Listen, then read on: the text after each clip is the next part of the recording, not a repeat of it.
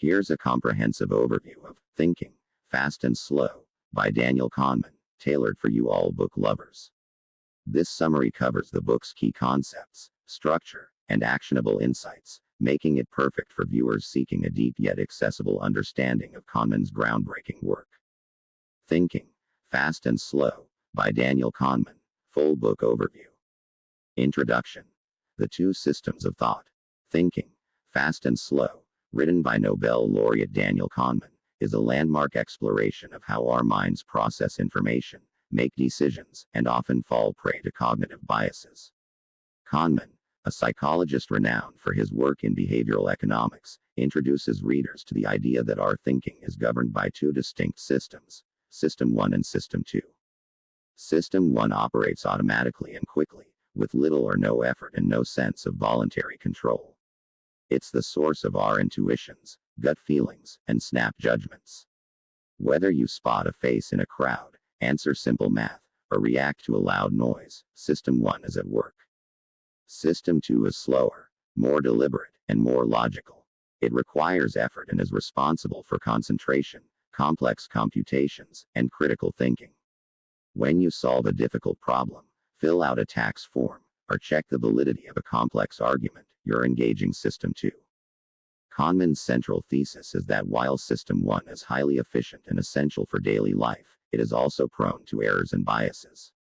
System 2, though more reliable, is lazy and often defers to the quick judgments of System 1.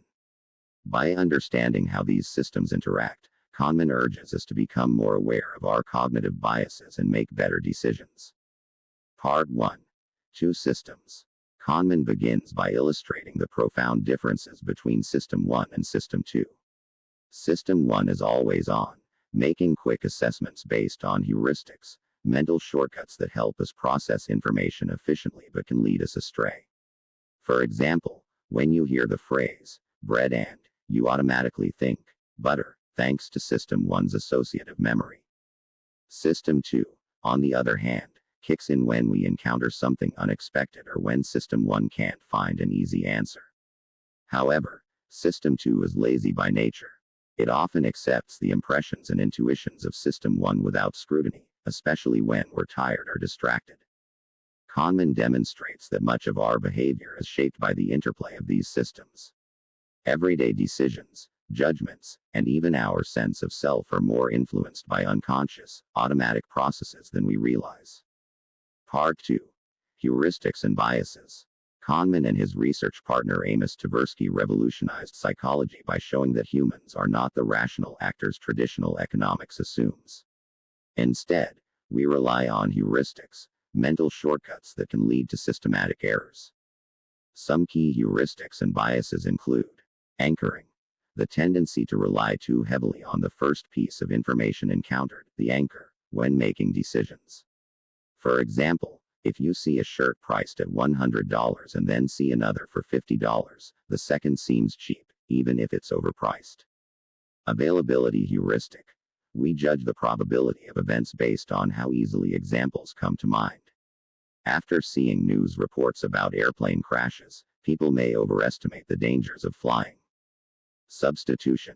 When faced with a difficult question, System 1 unconsciously substitutes a simpler question. For example, instead of asking, how happy are you with your life? You might answer, what is my mood right now? Representativeness. Judging the likelihood of an event by how much it resembles a typical case, rather than using statistical reasoning. This leads to the conjunction fallacy and base rate neglect. These biases are pervasive and affect everything from everyday decisions to high-stakes choices in business, medicine, and public policy. Part 3. Overconfidence. Overconfidence is a recurring theme in human judgment. People tend to have unwarranted faith in their own intuitions, predictions, and abilities. Kahneman explores concepts like the illusion of validity and the planning fallacy, where we underestimate the time and resources needed to complete projects. One striking insight is that expert predictions are often no better than random guesses. Kahneman recounts studies in which professionals, stock pickers, political analysts, performed no better than chance, yet maintained high confidence in their abilities. He also discusses hindsight bias, where people see past events as having been more predictable than they actually were, leading to flawed learning from experience. Part 4. Choices. In this section, Kahneman delves into prospect theory, for which he won the Nobel Prize. Traditional economics assumes people make rational choices to maximize utility. However, Kahneman and Tversky found that people value gains and losses differently, a phenomenon called loss aversion. Losing $100 feels much worse than gaining $100 feels good. This asymmetry leads to risk-averse behavior when facing potential gains and risk-seeking behavior when facing potential losses. It explains why people hold on to losing stocks, buy insurance, or play the lottery. Kahneman introduces the concept of the endowment effect, where people value things they own more highly than identical things they don't own. This irrational attachment affects everything from housing markets to consumer behavior. Part 5. Two selves. One of the book's most profound insights is the distinction between our experiencing self and our remembering self. The experiencing self lives in the present, experiencing each moment. The remembering self looks back and evaluates experiences, creating the story we tell ourselves about our lives.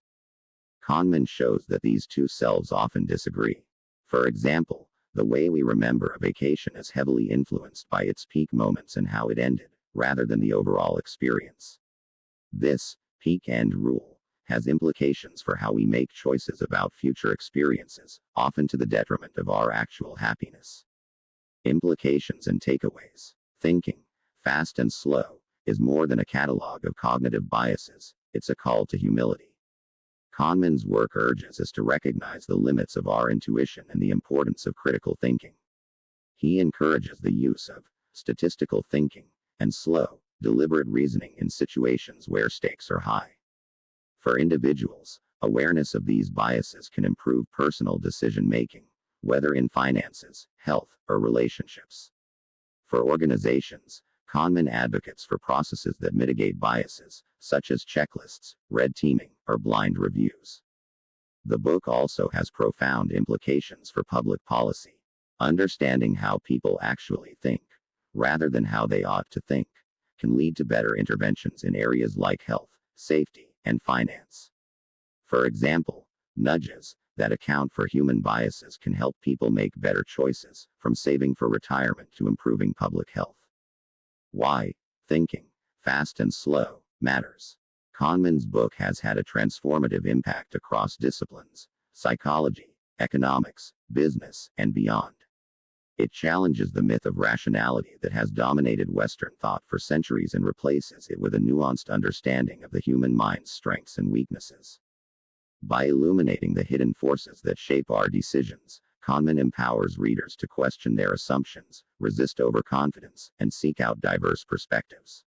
He doesn't promise that we can become perfectly rational, but he gives us tools to be less wrong, a goal that's both pragmatic and profound.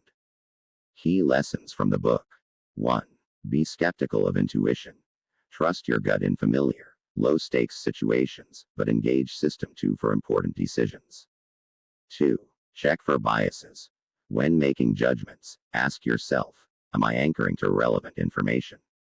Am I substituting a hard question for an easy one? 3. Embrace statistics. Whenever possible, rely on data, base rates, and statistical reasoning rather than anecdotes or vivid examples. 4. Plan for overconfidence. Expect projects to take longer and cost more than you think. Build in buffers and seek outside views to counter the planning fallacy. 5. Design with humans in mind. In business, policy, or relationships, acknowledge that people are not always rational. Design systems and nudges that help people make better choices. 6. Distinguish experience from memory. When making choices about the future, remember that your remembering self will judge based on peaks and endings, not the sum of every moment. Conclusion. Thinking, fast and slow, is a masterwork of psychology and behavioral economics. Daniel Kahneman's insights into the dual systems of thought, the ubiquity of biases, and the nature of decision-making have forever changed how we understand ourselves and the world.